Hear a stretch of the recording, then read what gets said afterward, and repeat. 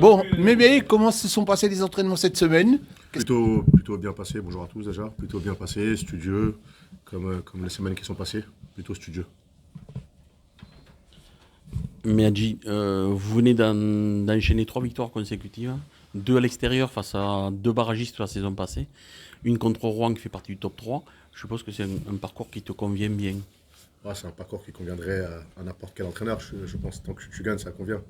Après, c'est au-delà des victoires qui ont été hyper satisfaisantes pour nous, c'est l'organisation et la qualité de notre jeu qui a été importante.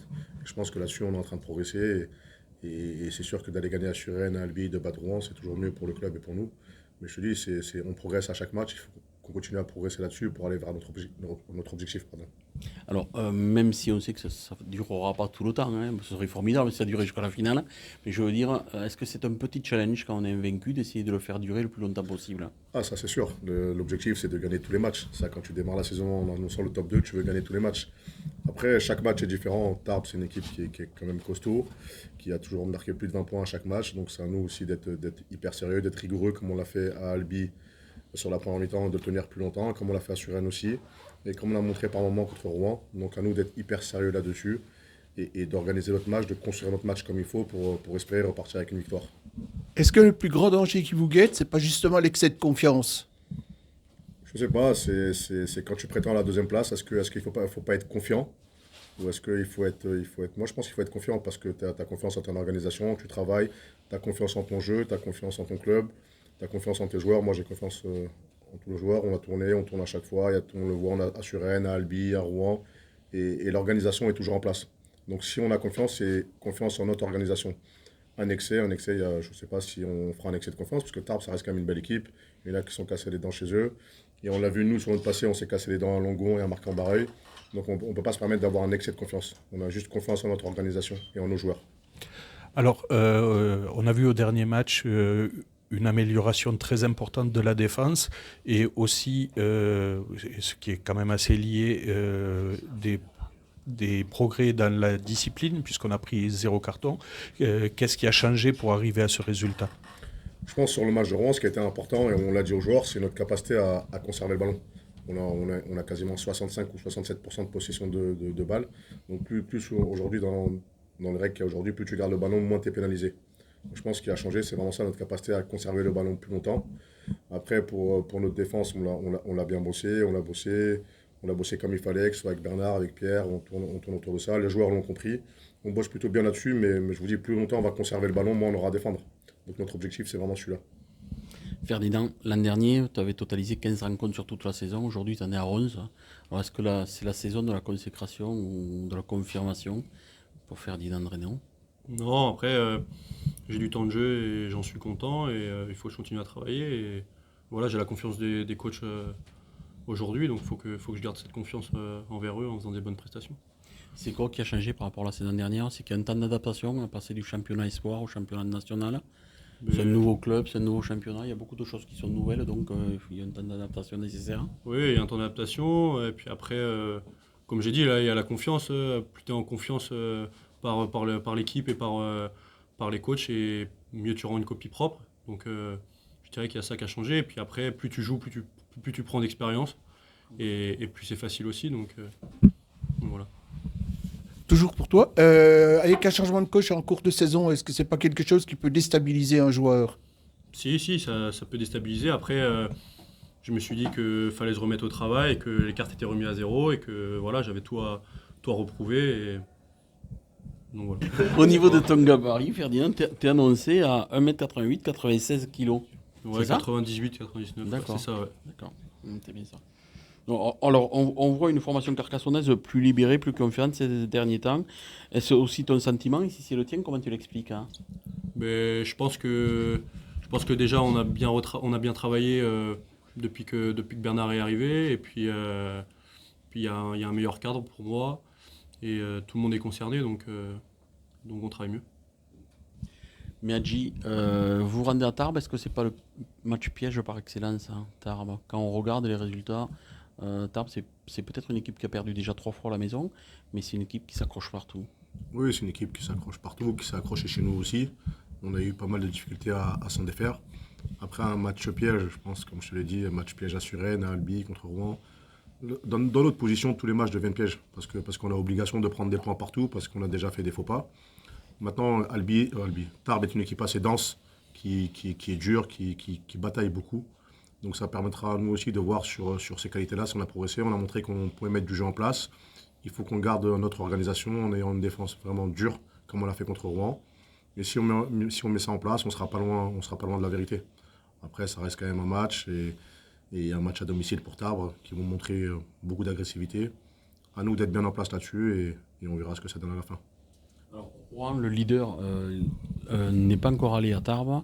Chambéry, le leader, n'est pas allé à Tarbes. Rouen n'y est pas allé non plus. Narbonne y a gagné. Albi y a gagné.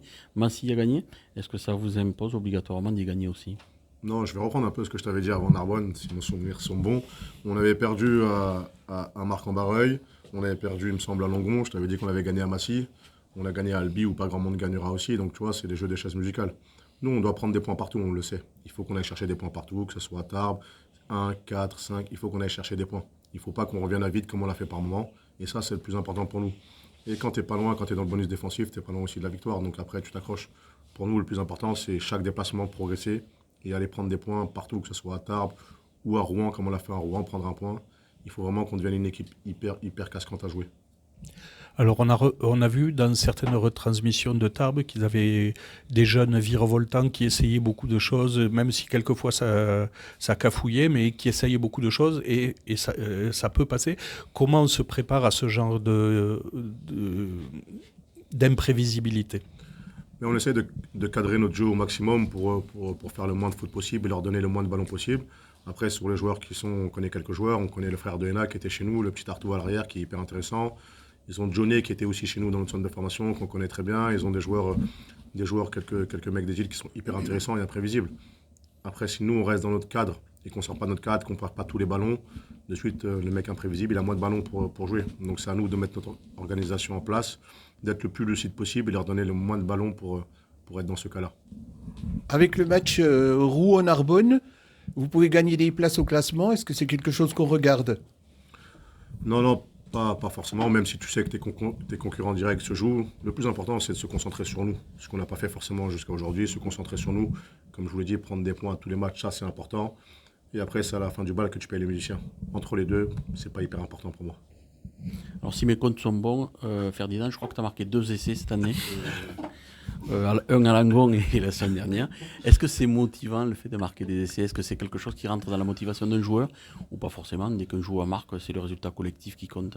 Non, d'abord c'est le résultat collectif. Après, individuellement, c'est toujours plaisant de marquer. Je marque pas souvent, donc là, ça faisait plaisir de marquer.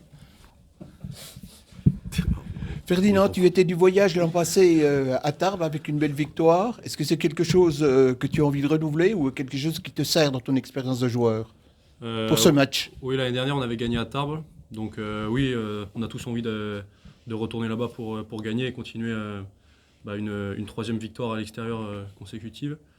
Après, l'expérience, je sais pas. Je sais que ça va être un match quand même assez rugueux. Ils ont un bon paquet d'avant et ils ont, comme a dit Mémé, des pattes derrière. Donc on s'attend quand même à un gros match. Donc on va le prendre comme un gros match demain. Alors, il y a la discipline, on parlait de la discipline tout à l'heure. C'était seulement le deuxième match Carcassonne sans carton jaune. Après, je crois, Bourg-en-Bresse. Oui.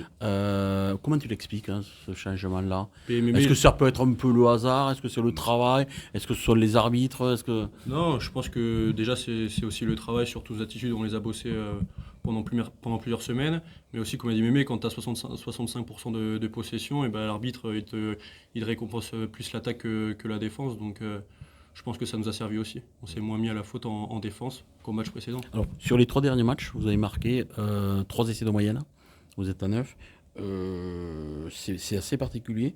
Vous inscrivez beaucoup d'essais. Est-ce qu'il y a eu un changement qui s'est opéré qui peut expliquer ce rendement-là ou pas du tout? Où il y a tellement de paramètres qui rentrent en ligne de compte, les adversaires. Non, je pense que on s'est tourné sur un jeu aussi offensif où, comme j'ai dit, on a mis un cadre, où on a travaillé dans ce cadre-là et au final, on a respecté ce cadre pendant les matchs et ça nous a souri. Donc oui, il y a eu du changement. Mémé, là, on peut voir la compo. Pas de souci. En 1, Arnold. En 2, Carbou. En 3, Alan Okunuka. En 4, Romain Moka, capitaine.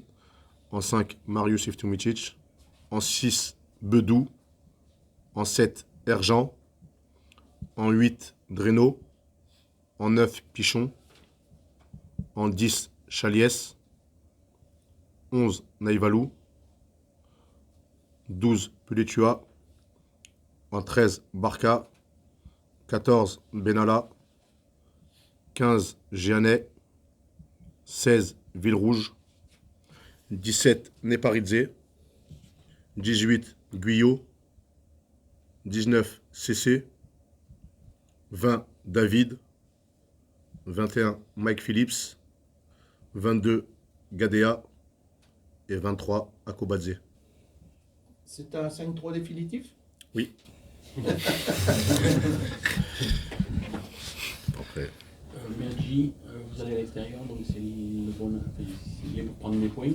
À domicile, on a plus de chances d'en perdre parce que tu es obligé de gagner. Oui. À l'extérieur, si tu gagnes, et les confrontations directes entre Rouen et Périgueux, mais également Rouen et Narbonne, mais également Chambéry, Périgueux, ça te permettre en cas de succès de doubler. Alors je crois que c'est passer troisième au classement britannique. Est-ce que c'est quelque chose que tu regardes? Bon, tu disais tout à l'heure que c'est à la fin du bal que l'on fait le monsieur. Mais est-ce que c'est quelque chose qu'on regarde dans un parcours? Non, dans le parcours dans lequel on était nous, on ne regarde plus forcément les adversaires qui se rencontrent. On regarde surtout la possibilité que nous, on a d'engranger des points ou pas. Et on sait que si on engrange des points à tous les matchs, on reviendra forcément sur le trio de tête. Comme il y a quelques semaines, on était à la 5e et qu'on est revenu sur les 3 premières places. On sait que si on enchaîne les victoires, on ne sera pas loin après. C'est le plus important, c'est ça, c'est ce que je vous avais dit il y a un mois. À partir du moment où tu fais une bonne série, tu recolles. Donc le plus important pour nous, c'est de faire une bonne série. Après, les adversaires qui se jouent, qui se gagnent, qui se perdent entre eux, ça... Toi qui gagnes à Tarbes, ça pourrait te permettre de passer recoller. Chambéry Oui, de passer, aux Britanniques. C'est-à-dire, de passer devant. vous qui visez le top 2, ça peut être intéressant en fin de saison. Oui, de passer devant Chambéry, de passer devant Rouen, de passer... Mais ça, comme je te dis, c'est à la fin de l'année, si on est dans les 2 premiers, qu'on sera content. Là, pour l'instant, c'est hypothétique encore, il reste des matchs. La semaine dernière, on avait parlé des indisponibles et des éventuels retours pour Tarbes. Tu viens de donner la compo, ils n'y sont pas. Est-ce que tu peux nous donner l'état des lieux des blessés et des indisponibles, s'il te plaît? Lucas de Leonard qui s'est blessé à la cheville. Tommy Munia qui reprend tout doucement, qui a une radio à repasser la semaine prochaine, mais qui reprend tout doucement là. Ensuite, il y a qui encore? Gary qui a repris cette semaine. Qui a repris totalement cette semaine, donc qui sera prétendant pour les prochains matchs. Il n'était pas encore prêt pour celui-là. Et après, il me semble... Pierre. Clément qui s'est fait mal à l'épaule, qui a une douleur à l'épaule, qui a une petite douleur à l'épaule, qui ne pouvait pas postuler parce que ça lui fait mal. Pierre qui a repris la course totalement aussi, qui a repris cette semaine avec nous. Donc, quel Clément? Clément Fontaine qui a une douleur à l'adducteur, qui est pareil, ne pouvait pas postuler. Donc ça nous fait quelques pépins, mais qui permettent à d'autres joueurs de pouvoir se montrer. Parfait. Premier match de David. Oui. C'est un joueur qui a intégré l'équipe la semaine dernière. Oui. Tu le sens prêt pour intégrer les 23 c'est un joueur qu'on a été chercher, donc c'est normal qu'on lui donne du temps de jeu. C'est un joueur que je connaissais parce que je l'avais vu jouer, j'ai joué contre lui avec les espoirs, donc c'est un joueur hyper intéressant, différent dans ce qu'on a. C'est un joueur qui est plutôt porteur de balle, qui est capable de causer quelques troubles autour des rucks, donc qui est différent des joueurs que nous on a, donc ça nous fera du bien aussi. Après, il faut bien le lancer à un moment, et je pense que là, c'est le bon moment pour lui. Un match à l'extérieur, avec un peu moins de pression, entre guillemets, qu'à domicile. Et c'est un joueur qui montrera tout son talent, je pense, dans les semaines à venir. C'est un style 9e avant? Il est entre le 9e avant et le 9e avant, ouais. Merci. Avec plaisir. Merci beaucoup. Merci.